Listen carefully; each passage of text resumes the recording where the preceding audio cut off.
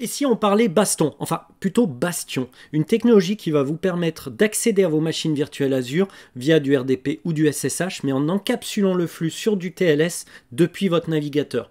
Et on va voir ça maintenant.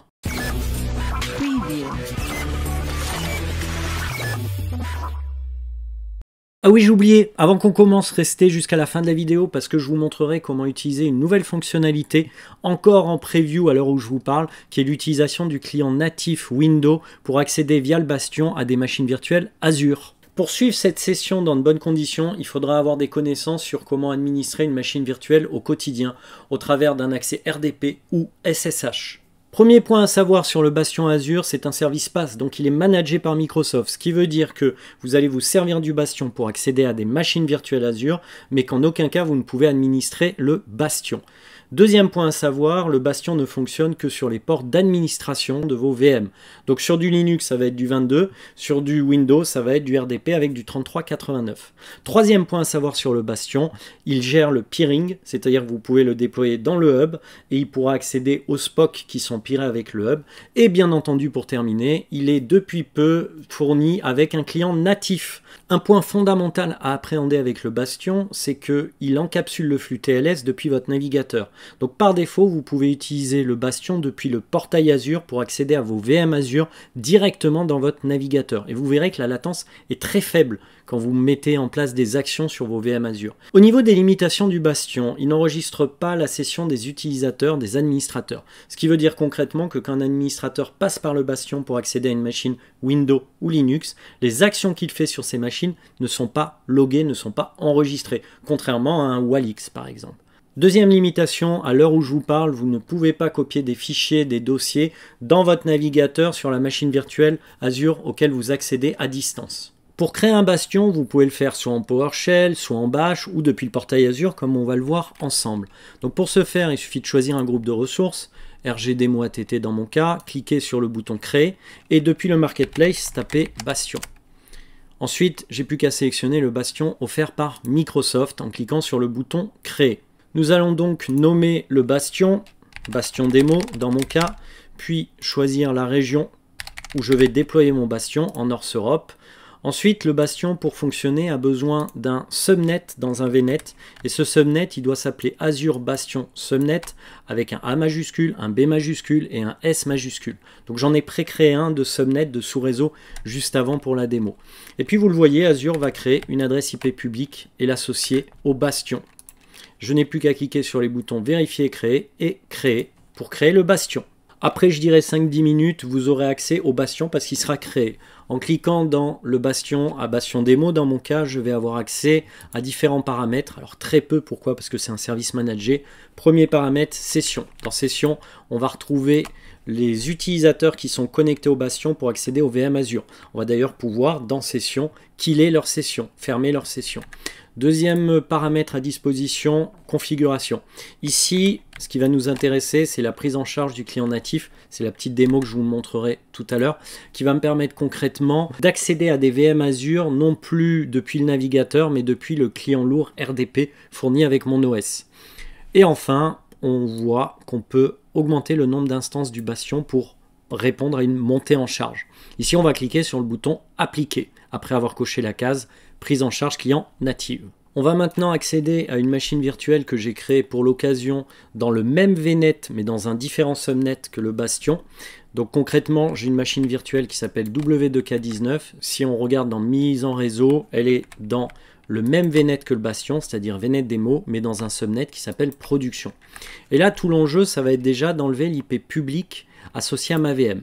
Ici, ma VM, elle a une IP en 20.123.32.204. La première chose à faire, c'est de supprimer son IP public en cliquant dessus, en allant dans Vue d'ensemble et en faisant dissocier, puis en cliquant sur le bouton Oui.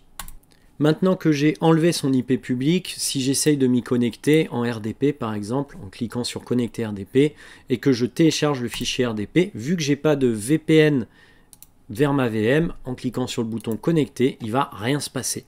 Je vais donc cliquer sur Bastion, et en cliquant sur Bastion, sur le bouton Utiliser Bastion. Et ici, Azure va vérifier la présence du Bastion, et vous le voyez, il existe mon Bastion qui s'appelle Bastion Démo. Je vais rentrer le login d'accès à ma VM et le mot de passe associé et je vais cliquer sur le bouton connexion. Et là, Azure va m'ouvrir automatiquement un nouvel onglet dans le navigateur et va m'authentifier sur la VM. Et donc là, vous voyez, je suis logué sur cette fameuse VM.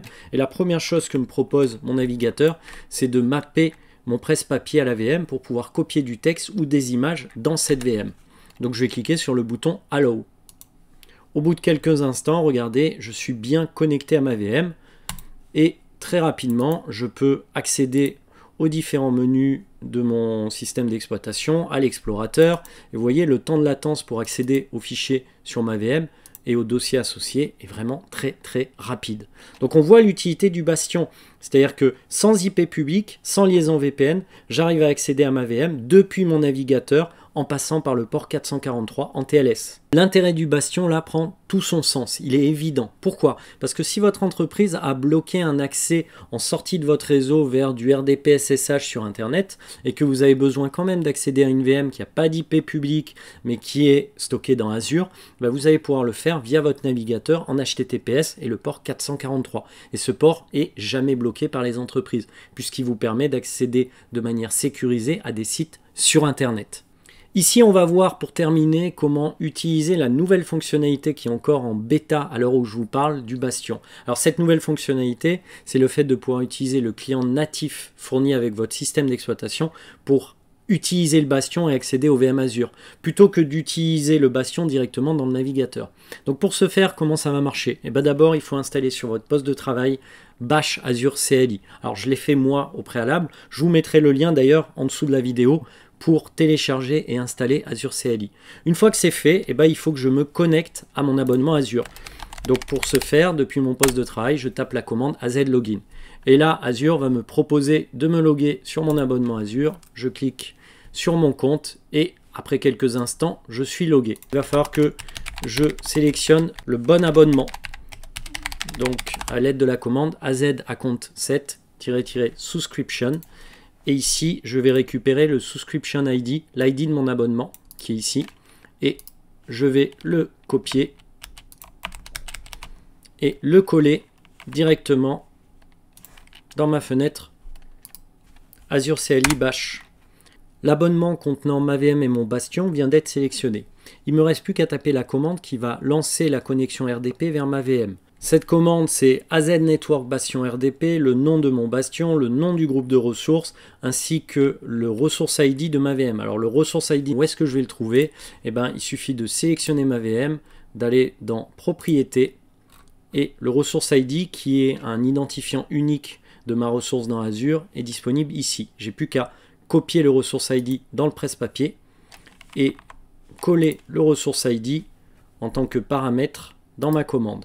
Et là, en validant, automatiquement, Azure va m'ouvrir sur mon poste de travail mon client RDP qui va me permettre de me connecter à ma VM via le Bastion, après avoir saisi bien entendu le nom d'utilisateur et le mot de passe pour accéder à cette VM.